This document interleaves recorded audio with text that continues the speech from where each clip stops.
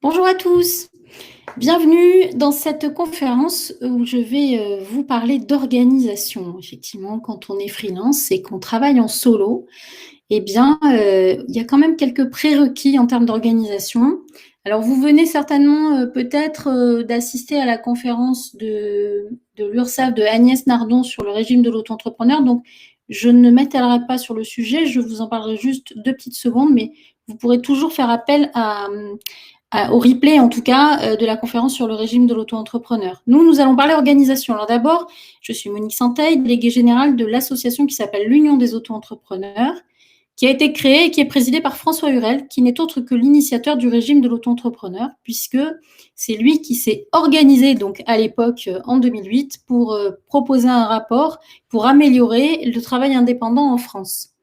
Donc, c'est une association, le 1901, indépendante, reconnue par les pouvoirs publics, qui a pour but d'être une boîte à outils pour vous tous et qui assure une diffusion de l'information, diffusion des connaissances, de l'information légale. Alors, l'UAE, c'est aussi une équipe.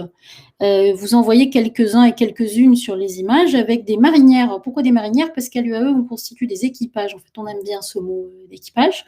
Donc, on est là, à votre service, toute une équipe de bénévoles, une belle équipe dynamique, positive, toujours à fond les ballons, comme ils disent certains, et impliquée, voilà, pour vous aider. Et surtout, très important, toute cette équipe est constituée de personnes qui sont, dans leur vie quotidienne, des entrepreneurs, des auto-entrepreneurs, des entrepreneurs devenus maintenant dans des activités exercées dans des statuts différents parfois, mais toujours là, aux côtés des entrepreneurs et des adhérents de l'UAE.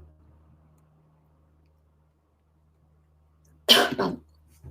Alors, l'UAE, c'est aussi un équipage avec des partenaires que nous choisissons et qui sont là pour nous aider à assurer notre mission de promotion et de défense du régime, de diffusion des connaissances, un livre guide que vous trouverez en référence qui est dans toutes les librairies et en ligne pour vous aider justement pour être votre compagnon de route.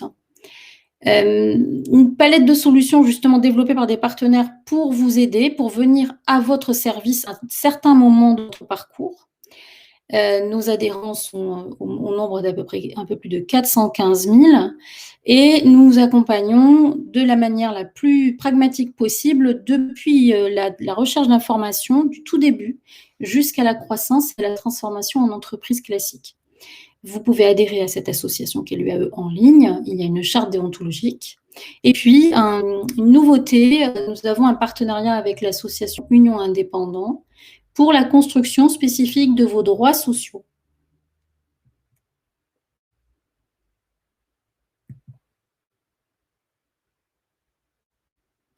Alors, un petit dessin pour imager les termes employés, auto-entrepreneur, micro-entrepreneur, c'est exactement la même chose. Le terme initial, c'est auto-entrepreneur. Ensuite, effectivement, vous êtes souvent dans certains secteurs d'activité et préférez l'appellation freelance. Quel que soit le petit nom que vous préférez, la plupart d'entre vous entreprenez sous le régime de l'auto-entrepreneur. Alors, les chiffres clés de la création d'entreprises l'illustrent. C'est une communauté qui grandit. Vous pouvez voir que même en 2020, qui est l'an Covid, comme j'aime bien l'appeler, 850 000 entreprises ont été créées, donc plus de 600 000 en auto-entrepreneurs, ce qui fait les 2 tiers qui ont été créés en entreprise individuelle sous la forme de l'auto-entrepreneuriat. Donc aujourd'hui, ce sont plus de 2 millions d'auto-entrepreneurs qui sont donc installés, sans compter tous ceux qui attendent de recevoir leur numéro SIRET parce que parfois des dossiers sont encore en traitement. Donc on est une grande communauté qui a sa place en termes économiques, sociaux et environnementaux, qui est à consolider tous ensemble. C'est une communauté constituée d'individus, vous la composez tous, que vous soyez des hommes, des femmes, quel que soit votre territoire, votre formation initiale ou votre type d'activité, que vous soyez en libéral, en artisanal, en commercial ou mixé d'ailleurs, puisque vous pouvez mixer les différentes familles d'activités. Alors, un petit mémo de l'auto-entrepreneuriat. Je ne vais pas m'y étaler, mais vous y voyez les essentiels, en fait, les points essentiels entre le type d'entreprise dont il s'agit, une entreprise individuelle, la simplification des formalités d'inscription avec un seul site et unique où aller, c'est celui de l'URSSAF, donc vous voyez à côté qui voyez inscrit. accessible à tous, que vous le fassiez en exclusif, c'est-à-dire à 100% de votre temps ou de manière cumulative si vous êtes aussi salarié, étudiant, retraité. Demandeur d'emploi, évidemment, vous pouvez cumuler. Les cotisations se payent au pourcentage du chiffre d'affaires. Vous avez un petit rappel des chiffres d'affaires ici. Et le paiement au fur et à mesure de l'encaissement sur un compte bancaire dédié à l'activité. Pas de comptabilité, mais vous voyez, c'est en rouge et en capital. Une bonne gestion est recommandée dès le départ, donc on va en parler dans la partie de l'organisation. Hors champ de TVA au départ, jusqu'à un certain seuil. Une assurance recommandée, très très très recommandée, vraiment, et obligatoire selon les activités, notamment les activités artisanales, et une protection sociale à connaître et à bâtir, et nous allons en parler justement dans notre organisation. Alors, pour parler organisation, à l'UAE, on aime bien cette petite spirale à l'infini et cette spirale de couleurs qui vous permet de voir les étapes principales sur lesquelles vous devez poser votre réflexion, tant en matière d'étapes à franchir, de choses à mettre en place et donc d'organisation. Donc en fait, ça s'appuie sur effectivement des solutions, mais un parcours qui se fait dans un certain sens. Et vous voyez, le mot s'organiser est au centre. Ici, de la partie bleue jusqu'à la partie rose, c'est la partie préparation de votre activité. À un moment donné, les points d'organisation, vous avez préparé, vous savez ce que vous allez faire, et donc vous allez prendre des décisions pour pouvoir passer à la phase d'après, qui est la phase active. Vous allez communiquer, vendre, facturer, jusqu'à un objectif qui est celui-là, qui est d'encaisser pour en tirer un revenu. Parce que vous ne faites pas ça juste pour boire le thé, vous faites ça pour en tirer un revenu et pour pouvoir idéalement en vivre. Alors, si nous commençons par les 2 points bleus, s'informer et comprendre. Donc, à chaque fois, vous retrouvez un maître mot. Alors, s'informer, le maître mot, c'est explorer. Vous allez partir en exploration, en fait. D'abord, il va falloir un peu ouvrir en fonction de ce que vous connaissez déjà, de ce que vous ne savez pas, de ce que vous allez devoir savoir. C'est identifier déjà, commencer par le début, c'est identifier les ressources administratives. Moi, j'aime bien appeler ça une playlist. En fait, c'est la playlist des sites clés dont fait partie l'UAE, mais vous avez tous les sites administratifs, l'URSSAF, les impôts, Pôle emploi, tout ce qui va être utile à vos démarches. Une démarche, souvent, c'est une démarche administrative. Mais ça veut dire qu'il faut que vous connaissiez qui est votre interlocuteur, sur quel site vous allez, quelle est l'URL exactement, et aller rencontrer quelqu'un du service des impôts des entreprises avant d'avoir un problème ou avant d'avoir des questions d'urgence. Mais sachez sur qui vous pouvez compter, par exemple, au sein des impôts ou dans votre messagerie URSSAF, pareil dans votre compte de sécurité sociale, votre messagerie Amélie, voilà, avoir toutes les ressources organisées, déjà les identifier. Également, mettre en place une veille, en fait, une veille d'information sur votre métier, parce que chacun a un métier qui va être différent. Il y a certains métiers qui ont des fédérations particulières qui vont leur donner des informations sur la réglementation en cours et celle qui évolue. Donc, avoir une veille aussi sur ce qui est réglementaire et avoir une veille aussi sur ce qui est la concurrence. Donc, mettre en place comme ça toutes les sources d'informations dont vous allez avoir besoin. Regroupez vos questions par thème. Alors, pourquoi? Parce que bien souvent, vous avez une question, puis alors en suit une autre, Notez-les. Avant de les poser, notez-les, compartimentez-les, de telle sorte que vous regroupez ce qui concerne la fiscalité, ce qui va concerner la protection sociale, ce qui va concerner l'opérationnel, ce qui va concerner votre sécurité sociale. Enfin, le tout, c'est de les organiser un peu, de les regrouper, de pouvoir y répondre avec ce que vous allez trouver comme information, puis de pouvoir les poser à des interlocuteurs aussi, donc ça sera plus facile. Repérer les supports de presse professionnelle, on ne le fait pas assez, et pourtant, la presse professionnelle peut être adaptée à vous aider à lire des choses, des témoignages, des astuces, aussi y trouver des ressources, des analyses de certaines personnes avec qui vous allez pouvoir entrer en contact. En fait, ce sont des supports qui sont quand même extrêmement importants et qui sont un peu négligés, je trouve. Et pourtant, pour ceux qui l'utilisent, c'est quand même très efficace. S'inspirer de livres, donc ça veut dire avoir une sorte de choix de livres, voir ce qui passe, s'intéresser, les acheter en ligne ou les acheter en papier. Moi, pour ma part, je suis une fervente, plutôt adepte du livre papier. Mais voilà, s'inspirer de livres, trouver l'inspiration, lire, noter, prendre des notes, ça c'est très important. Avoir toujours l'information légale accessible, du type avoir l'URL en favori du ministère de l'économie pour voir ce qui se passe. quelles sont les dernières informations et réglementations générales. Et une attention particulière aux portails d'information. Il y a tout un tas de portails d'information qui n'ont pas d'existant derrière. Ce sont que des portails dont parfois le siège n'est pas en France, qui parfois vous demandent de mettre votre carte bleue dans des formulaires. Enfin, il y a beaucoup d'arnaques, donc essayez d'être très, très vigilant avec ça. Donc, en fait, au final, vous allez avoir quelques abonnements presse peut-être à souscrire, un choix de livres, peut-être recourir à un prestataire qui va s'occuper de cette veille. Ça peut être une secrétaire en freelance d'ailleurs qui font ça très bien. Il y en a pas mal qui s'y sont mises à aider justement les indépendants qui se lancent. Ensuite, c'est comprendre, parce qu'il ne suffit pas de s'informer, donc s'approprier, c'est le maître mot. C'est-à-dire, tout ce que vous allez avoir identifié comme information, c'est les comprendre. Et c'est comme le vélo, une fois que vous avez appris, vous l'appropriez, vous saurez toujours en faire. Donc, c'est la même chose, c'est s'approprier les informations. Lorsque vous avez une administration, ça va être poser des questions, oui, mais si on ne vous les confirme pas par écrit, les reformuler, les écrire, les envoyer, refaire formuler les choses ou le reformuler vous-même pour être sûr que vous avez bien maîtrisé toute la compréhension. Identifier des personnes ressources, donc comme je vous le disais, aux impôts, à l'URSSAF, voilà, là c'est vraiment les identifier, vous tenir un carnet de contact à jour avec les personnes, qui je contacte à quel moment, pourquoi, comment, est-ce que c'est par téléphone, est-ce que c'est par mail. Et au niveau des informations, c'est aller un petit peu plus loin. C'est ne pas s'en tenir juste au gros titre, mais aller plus loin dans la lecture des informations. Anticiper aussi les coups d'après, pas s'en tenir à ce dont on a besoin aujourd'hui, mais réfléchir avec cette spirale à tous les besoins que vous allez avoir jusqu'au bout, là. Donc, ça veut dire bien regarder, bien anticiper. Ne pas hésiter à se pencher sur les lois et les décrets. Oui, c'est pas très simple, c'est vrai. Mais si on s'y penche un peu, on finit par comprendre. On peut aussi poser des questions. On peut aussi interpeller des députés. On peut aller poser des questions à des gens qui aussi sont experts sur le sujet. Par exemple, en savoir plus sur ce qui concerne la TVA. Donc, ça veut dire, OK, vous n'en avez peut-être pas besoin aujourd'hui parce que quand vous démarrez, vous n'allez pas être éligible à la TVA.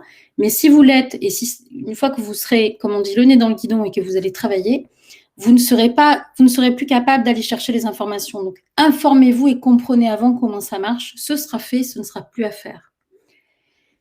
Pareil, en matière de documents classés, c'est-à-dire que pour comprendre toutes ces informations, il faut savoir les retrouver. Donc, si vous ne les indexez pas dès le départ et vous ne les classez pas, et ça, c'est la pure organisation, tant que ce soit… Alors, il y a des gens qui sont encore adeptes du papier, très bien, mais dans l'ordinateur, c'est pareil. Il faut être capable d'avoir décidé d'une indexation de vos documents PDF et ne pas avoir tout dans une seule grosse boîte dans laquelle on ne retrouve jamais rien. On perd du temps et en entrepreneuriat, le temps, c'est de l'argent. Également, identifier ses lacunes. Ne pas hésiter à voir qu'on n'est pas bon sur un domaine particulier. Admettons, vous ne savez pas faire tourner une feuille Excel et pourtant vous allez en avoir besoin pour la suite. Pas hésiter à se former, regarder ce qui existe et ne pas hésiter à aller recourir à l'aide en fait, de personnes qui vont pouvoir vous apporter leur savoir et transmettre et faire évoluer vos compétences. Alors, vous pouvez pour ça, tout ça, vous avez évidemment la possibilité d'adhérer à l'UAE, nous vous aiderons, l'assistance juridique que nous avons mise en place pour aider à comprendre, qui vous permet d'avoir quelqu'un au téléphone toute la semaine, le livre guide qui vous permet de mieux comprendre et d'approfondir certains sujets, et la formation qui aussi vous permet d'avoir des solutions pour améliorer votre compréhension et être plus performant dans ce que vous allez faire et vous attacher surtout à votre métier. Alors ensuite, on va dans les couleurs un peu roses. Mauve rose. Se protéger. Le maître mot, ce sont les aléas. Alors, autant tout peut aller très bien, il peut y avoir aucun problème, mais autant les aléas, ça existe. On le sait, on en vit depuis un an, on en vit un très très gros d'aléas, mais dans une vie classique, on en a aussi. Donc, vous êtes votre bien le plus précieux. Ça veut dire qu'il va falloir que vous organisiez une réponse à ces aléas. Et pour ça, c'est connaître d'abord votre protection sociale et vos droits, parce que, votre santé, c'est primordial. Donc, il faut que vous arriviez à souscrire une complémentaire santé. Pour ça, il faut comprendre ce que la sécurité sociale vous rembourse. Donc, qu'est-ce que c'est la BRSS? C'est la base de remboursement de la sécurité sociale. Et le ticket modérateur, c'est le TM. Donc, comprendre ce que c'est, comment ça fonctionne et ce que vous devez mettre en face pour pouvoir couvrir ce qui vous reste à charge. En 2, votre prévoyance. Ça concerne la mise en place d'une compensation de revenus si par cas vous avez un arrêt de travail, quel qu'il soit pour une maladie ou pour un accident. Il faut l'anticiper, donc savoir Questionnez la sécurité sociale, demandez quels sont vos droits aux indemnités journalières, appelées IJ, à savoir qu'à partir de juillet, donc, y compris les professions libérales y auront droit. Donc tout le monde, finalement, que vous soyez commerçant, artisan ou profession libérale, auront droit aux indemnités journalières. Évidemment, c'est basé sur les montants de chiffre d'affaires ou vos cotisations précédentes. La question, c'est qu'est-ce qui se passera sur votre compte bancaire si vous ne pouvez plus travailler? Ensuite, votre responsabilité civile professionnelle. La question, c'est qui paye s'il y a un souci? Et ça, peu de gens se le posent en se disant: «Mais non, il n'y aura pas de problème». Sauf que quand il y en a un, c'est trop tard. Imaginons un cas qui est arrivé, il n'y a pas très longtemps à un freelance, qui a conseillé à son client, de mettre des images sur son site, sauf qu'il y en avait une dans le lot qui n'était pas libre de droit. Donc d'après vous, qui a porté le risque? Eh bien, c'est l'indépendant au bout, c'est celui qui a apporté le conseil et qui a transmis la photo. Donc voilà, 5 000 € d'amende, et cetera. Donc tout ça, ça fait, du chiffre d'affaires en moins et du revenu en moins, alors que si le risque avait été porté, on peut faire des erreurs aussi, ou un client peut vous attaquer alors que vous n'avez rien à vous reprocher. Donc ça, il s'agit de mesurer le risque et de prendre des précautions, et donc d'aller voir du côté des assurances qu'on peut vous proposer. Ensuite, définir ce que vous allez vendre. Ça, c'est quelle est votre offre exacte, ce que vous allez vendre, un produit, un service, les deux. Vous pouvez très bien vendre une prestation, effectivement intellectuelle, mais rien ne vous empêche, pourquoi pas, d'y adosser. Je pense notamment à une prof d'anglais qui a adossé une boutique en ligne et qui vend des mugs avec des mantras en anglais, et cetera. Donc ça marche très bien. Donc elle fait les deux. Est-ce que votre tarif va être à l'heure, au forfait, avec abonnement, les trois? Voilà, toutes ces questions, il faut vous les poser, mais vous les posez avec des hypothèses qui sont réalisables et réalistes. Il n'y a que 250 jours ouvrés dans une année, donc vous n'allez peut-être pas travailler non plus les 250 jours, donc vos tarifs doivent être fixés en fonction de vos coûts fixes et variables, plus tout ce que vous allez voir à chaque étape, en fait, de cette organisation à mettre en place. Et couvrir tous les temps de travail, qu'ils soient de travail en prestation effective, de travail administratif, et y compris vos temps de repos. Tout ça en respectant un prix de marché, le prix de la concurrence, et, conseil ultime, ne pas se sous-vendre. Vous avez une expertise métier, et que vous, même si vous entreprenez sous quelque forme que ce soit, en auto-entrepreneur par exemple, vous n'êtes pas un sous-entrepreneur. Vous avez une expertise, c'est juste un régime fiscal et social. Donc, prenez le temps de cette étape, et au besoin, vous pouvez vous faire aider par des experts, vous former aussi à la méthode pour calculer vos prix, définir votre offre. Et nous arrivons à la phase cruciale qui est cibler sa clientèle. Donc, identifier le maître mot, parce qu'on ne vend pas à tout le monde. Il faut définir à quel segment de personnes ou d'entreprises ou de collectivités vous allez vendre. Quels vont être vos clients? Qui vous allez cibler? Donc tout ça, ça va être des campagnes de com à mettre en place, tester vos messages. Le premier sera peut-être pas le bon, donc il va falloir faire des petites campagnes sur des petits nombres, c'est-à-dire faire un ciblage un peu serré et puis élargir à d'autres cibles, d'autres personnes, d'autres territoires au fur et à mesure. Mais faites des tests surtout. Si vous devez adresser faire des campagnes de promotion, par exemple, par voie matérielle, c'est-à-dire avec des flyers, alors le flyer étant compliqué à mettre dans les boîtes aux lettres maintenant, eh bien, pensez à une chose, c'est que le courrier postal est quand même peu employé. Alors, je sais bien que c'est l'ère du numérique, mais sauf que quand même, c'est très, très bien d'avoir, par exemple, vous pouvez faire un adressage avec les services de la Poste d'un courrier sous enveloppe. Donc, ce qui fait que vous ciblez vraiment la personne, vous lui adressez vos prestations, une information sur ce que vous allez faire, sur son besoin. Ça fonctionne assez bien pour ceux qui l'essayent. Donc, faire savoir son savoir-faire, être en capacité de fournir aussi en retour. Si par cas, votre idée est très très bonne et on vous attend sur ce marché-là, votre service est attendu, il faut être capable de fournir en retour et pas se retrouver à être débordé et à pas pouvoir fournir, parce que là, du coup, ce serait contre-productif. Donc, pas hésiter à faire une étude de marché et à budgéter aussi ce que ça va vous coûter pour votre démarrage en communication, faire un logo, faire tout ce qui va être nécessaire à votre identité graphique. Et là, on arrive à s'organiser. Alors en rouge, vous voyez, c'est le milieu. Et le maître mot, mais là, c'est là que vous allez décider. Parce que voilà, vous allez vous retrouver à tout faire. Donc à tout faire, mais il va falloir le faire organisé. C'est-à-dire, il va falloir décider. Parce que vous n'êtes ni la déesse Shiva, ni un homme orchestre, mais c'est presque ça. Donc vous allez devoir constituer votre équipage, vous allez devoir vous entourer à la fois de personnes ressources. Ça peut être, alors on va parler des gens inévitables qui sont autour de vous, ça va être déjà votre entourage à vous, pour que votre entourage adhère à ce que vous allez faire, vous encourage aussi, soit avec vous, parce que vous allez y consacrer du temps, vous serez moins disponible, mais c'est aussi avoir quelqu'un sur qui compter, votre banquier par exemple qui va vous aider à développer votre activité, ça peut être un comptable parce que vous, les chiffres, c'est pas votre truc et vous avez besoin d'être accompagné pour ça. Voilà, vous constituez votre équipage humain, mais aussi constituer un équipage qui va être un équipage de solutions numériques, les outils qui vont bien aller pour faire du graphisme, pour faire de la gestion, pour envoyer des newsletters, pour vous connecter en ligne, par exemple, avec un outil de visio. Il faut que vous décidiez de quoi vous allez être aidé, à qui vous allez déléguer certaines tâches. Voilà. Et à partir de là, projetez vos ventes, plusieurs scénarios à établir, combien de ventes vous allez devoir effectuer pour atteindre le revenu que vous vous êtes fixé, idéalement évidemment, et combien de temps vous allez mettre pour l'atteindre et combien de ventes il va falloir que vous programmiez. Confirmez donc tous vos outils, là, les outils que vous allez utiliser en ligne, organisez vos mots de passe.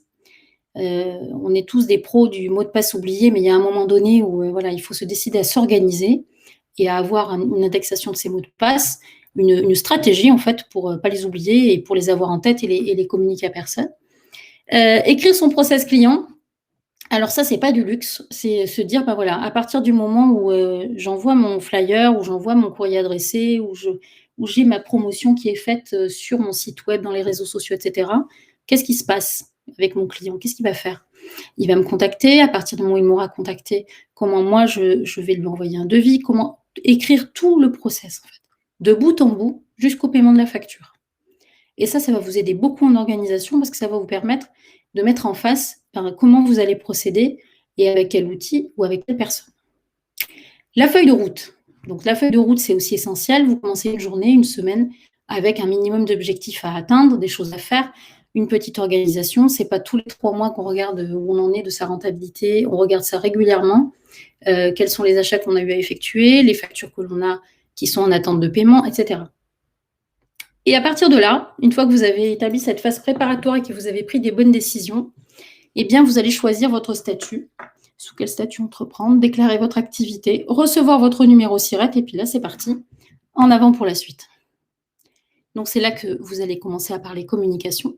Donc, conquérir vos clients, puisque vous avez déjà défini quelle clientèle vous visez. Donc, ça veut dire que vous allez la prospecter par votre site web, dans lequel vous allez définir votre parcours, vos valeurs, votre offre, vos tarifs, votre argumentaire client, votre zone d'intervention. Est-ce que vous travaillez localement, dans votre commune, dans votre quartier, au national, à l'Europe, voilà. Enfin, selon votre zone d'intervention, c'est important de le mettre aussi. Et organiser vos publications, vos achats publicitaires, l'appui sur des réseaux professionnels sur lesquels vous pouvez compter, donc échanger, vous faire recommander, avoir des prescripteurs, recueillir des témoignages de clients, les ajouter sur votre site. En fait, en gros, tout ça, c'est communiquer pour trouver des clients. Et pour ça, il faut savoir les chercher. Souvent, moi, j'entends: ah oui, mais je trouve pas, j'ai pas de clients, ça marche pas, j'ai pas de clients. Mais comment vous les cherchez? Ah ben, je les cherche pas, j'ai mis mon site web et j'attends. Ben non, ça marche pas. Il faut être actif en fait dans cette communication. Donc, mettre en place des outils de prospection, une stratégie, votre plan de bataille, et puis chiffrer un peu votre budget de départ. Combien est-ce que vous allez mettre dans des pubs sur Facebook, par exemple? Combien ça va vous coûter d'éditer un flyer, etc., etc. Et enfin, vendre. Alors là, le maître mot, et ça, je vais insister sur les activités en freelance, parce que c'est l'indépendance, en fait, qui est important. Si vous choisissez d'être travailleur indépendant, c'est pour justement ne pas dépendre. Il y a 2 choses. 1, ne pas mettre tous ses œufs dans le même panier, parce que lorsque vous avez un client principal, ça veut dire que si vous n'en avez pas d'autres, alors évidemment, vous allez me dire, il faut bien commencer par un client. Oui, on commence par un client, mais on en cherche d'autres pour en avoir plusieurs. Parce que sinon, vous êtes sous une relation dominante et le client principal va peser tellement lourd dans votre chiffre d'affaires que si vous le perdez, ça vous met dans une grande difficulté. Donc, il faut dès le départ vous dire que vous devez en chercher plusieurs. Vous devez rester libre de fixer vos prix et vos horaires. Alors, pour ça, il s'agit de ne pas s'endormir sur ses lauriers. Il faut prospecter, il faut savoir se diversifier, avoir des activités mixtes au besoin, mais en tout cas, vendre via plusieurs canaux, Il n'y a pas que votre site internet, il y a aussi les réseaux, les marketplaces, les pubs. Il n'y a pas non plus que les marketplaces. Il faut avoir un petit peu tout un tas de canaux, les uns complémentaires aux autres, pour ne pas être dépendant, justement. Ensuite, ce temps de travail et ce temps de vente, il faut le prévoir et il faut bâtir vos canaux de vente, justement, à ce moment-là. Et enfin, l'objectif visé, c'est quand même de facturer et d'encaisser. Donc facturer, ça veut dire un peu de rigueur, parce qu'il y a quelques règles à respecter. Si vous travaillez avec des entreprises, il va falloir que vos factures soient bien aux normes du process du client. Il y a un numéro de bon de commande à signaler. Vous avez un numéro de référence fournisseur que va vous donner votre client sur le bon de commande, une référence interne. Il faut tout faire pour éviter le ralentissement du traitement de votre facture. Ne pas hésiter à contacter le service comptable ou financier pour demander s'ils ont bien reçu la facture et puis vous mettre en place dans le process client que vous aurez défini, vous savez, tout à l'heure, dans la partie s'organiser, et bien définir à quelle date vous le relancez. À J+5, à J+10, à J+15. Au départ, ça va être une relance amiable, mais il faut que ce soit rigoureux. C'est-à-dire qu'il faut que vous ayez vraiment en tête de procéder d'une certaine manière et de vous y tenir, parce que vous ne pouvez pas être à la fois en conflit, en relation client et à la fois en agent de recouvrement. Ça va pas être possible. Donc, plus vous serez précis au départ, et mieux ce sera. Et puis, le recommandé en ligne, c'est un outil indispensable à utiliser parce que vous avez la preuve à la fois, ça se fait vite, vous pouvez le faire à 23h, vous pouvez le faire à 7h du matin, à l'heure que vous voulez, mais en tout cas, ça se fait rapidement. Et ça vous permet d'avoir la preuve de ce que vous avez envoyé. Et c'est daté, donc vous pouvez très très bien l'éditer, envoyer l'avis par un email et ça permet parfois quand même d'être payé plus vite. Mais ça, c'est important, de bien facturer dans les bonnes normes. Donc, un outil de facturation, ça c'est un équipement dans votre organisation, et avoir cette agilité du recommandé. Et enfin, pour encaisser, la rapidité. Parce que ouvrir un compte dédié ou pro, en ligne, un compte en ligne avec une banque en ligne ou alors avec des services, ça c'est à vous de voir ce dont vous avez besoin. Le facturage c'est assoupli, donc il faut regarder de ce côté-là ce qu'on peut vous proposer pour éviter d'avoir un décalage de trésorerie. Une solution de paiement en ligne, selon la dernière étude qu'on a faite à l'UAE, la digitalisation pour les paiements est extrêmement peu utilisée, c'est-à-dire autour des 30%, ce qui est vraiment rien. Et des conditions à fixer bien au départ, avec des conditions générales de vente, un service client, une médiation conso si vous vendez à des particuliers. Tout ça, c'est des petites choses qu'il faut vraiment... Ça relève de l'organisation, c'est à savoir. Donc, au tout début de la spirale, vous vous êtes informé, vous avez compris et vous mettez en application la deuxième partie. Et des versements à votre compte perso pour générer votre rémunération. Voilà, de telle sorte que ce soit très clair. Donc, voilà ce que vous avez à faire dans ces 10 étapes-là que je vous ai résumées. Donc, nos outils, nos solutions, vous avez tout est résumé ici, avec notre service de réponse en ligne, avec l'assistance juridique qui peut vous être utile pour tout ce démarrage administratif. Et puis, le livre guide et cette spirale vertueuse qui vous permet de vous rappeler les choses importantes, les étapes importantes et l'organisation à mettre en place en face. Alors, les questions. Que conseillez-vous comme outil de facturation et de suivi? Alors, moi, je conseille quelque chose qui va vous aller. Il y a des personnes qui vont très bien se débrouiller avec une feuille Excel. Il y en a d'autres qui vont avoir besoin d'un logiciel parce que dans votre vie professionnelle antérieure, par exemple, vous aurez appris à vous servir d'un logiciel peut-être comptable, donc ça va être peut-être quelque chose de plus élaboré. Il y a aujourd'hui des solutions qui existent un peu partout. La seule chose, c'est de bien regarder quel est l'opérateur qui est derrière, quel est l'éditeur, parce que c'est l'éditeur qui vous met à disposition un outil pour gérer vos données. Il n'y a pas de conseil vers une solution en particulier, il y en a plusieurs qui existent. À vous de voir ce qui vous est utile. Il y a des personnes qui ne veulent pas du tout non plus s'en occuper et qui vont déléguer ça à un comptable, par exemple. Alors, les conditions générales de vente peuvent-elles nous protéger d'une éventuelle attaque du client? J'aime bien le mot attaque.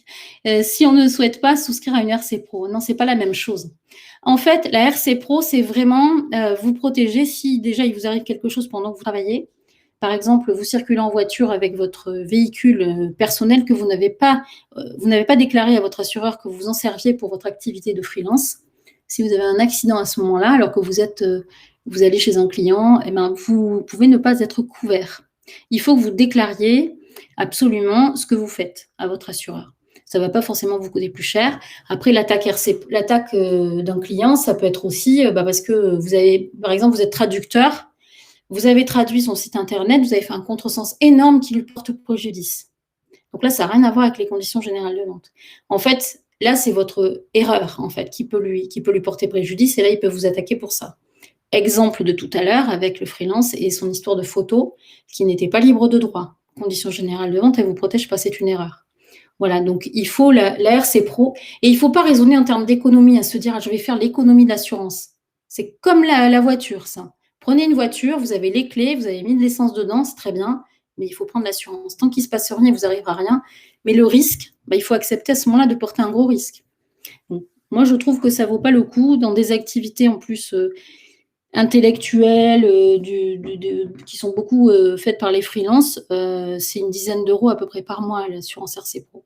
Donc quand vous faites votre calcul de prix, ça fait partie de vos frais que vous devez lisser sur l'année et c'est pas vous qui allez la payer en fait, cette assurance. Ce sont vos clients qui vont le payer et c'est ce que vous allez couvrir avec vos prix de vente. Faut-il déposer les CGV dans tous les cas? Non, vous n'êtes pas obligé de déposer à la DGCCRF. Enfin, ça dépend de votre activité après. Alors, que se passe-t-il si on dépasse les 35 000 de seuil de collecte de TVA? Moi, je ne raisonnerais pas comme ça. En fait, quelles sont les sanctions encourues en cas de contrôle? À partir des 35 000, vous devez facturer la TVA. Donc, vous êtes effectivement passible de sanctions. Donc, ce n'est même pas la question à se poser comme ça. La question, c'est à partir de 35 000, il faut que je sois prêt pour pouvoir établir toutes mes factures avec la TVA, à partir du premier euro du mois de dépassement. La constitution du dossier auto-entrepreneur prend-il beaucoup de temps avant de me lancer? J'aimerais m'assurer un client et une mission fiable avant de me lancer officiellement. Si je vends à mon client mes prestations et mes prix, puis-je me lancer en AE ensuite et combien de temps ça me prend? Alors, selon les régions, ça peut prendre entre 15 jours et parfois 1 ou 2 mois si c'est bloqué parce que le traitement passe. Alors, si le traitement passe par l'URSSAF directement, c'est très rapide. C'est quasiment aussitôt, sous 15 jours, vous recevez votre numéro SIRET. Si vous êtes en activité artisanale, c'est un peu plus long parce que ça doit passer impérativement par les chambres des métiers et que c'est donc un traitement manuel qui s'opère. Donc, c'est plus long. Ça, je ne peux pas vous dire. Il y a par exemple la chambre des métiers de Bordeaux, ça prend 3 mois en ce moment, 3, même 4 mois. Ce qui n'empêche pas que si c'est un peu long, à partir du moment où vous avez fait votre déclaration, vous avez déclaré que vous démarriez une activité, vous pouvez quand même travailler en mettant bien sur vos devis et sur vos factures numéro de SIRET en cours. Vous gardez bien la preuve de votre dépôt de dossier d'activité et de la date à laquelle vous avez démarré l'activité, puisque quand vous vous inscrivez, on vous demande à quelle date est-ce que vous comptez démarrer cette activité. Donc voilà, j'espère que je vous ai répondu. Je ne vois pas d'autres questions arriver. Donc, s'il n'y a pas d'autres questions, nous sommes arrivés au terme de cette conférence et je vous remercie pour votre attention. Vous avez l'adresse du site de l'Union des auto-entrepreneurs. Nous sommes là pour vous accompagner, vous apporter les réponses le plus possible. Merci, je vois qu'il y a beaucoup de messages de remerciements. Écoutez, à votre disposition, le replay sera disponible. Et puis, n'hésitez pas, vous pouvez prendre contact sur notre site via aussi le stand du SME. Donc, on se retrouve tous les mois, n'importe comment, sur les dates des thèmes, mais vous pouvez revenir même si c'est un autre thème. Je pense que tous les thèmes sont complémentaires et vous intéresseront. Je vous souhaite à tous une belle fin de journée. À bientôt. Au revoir.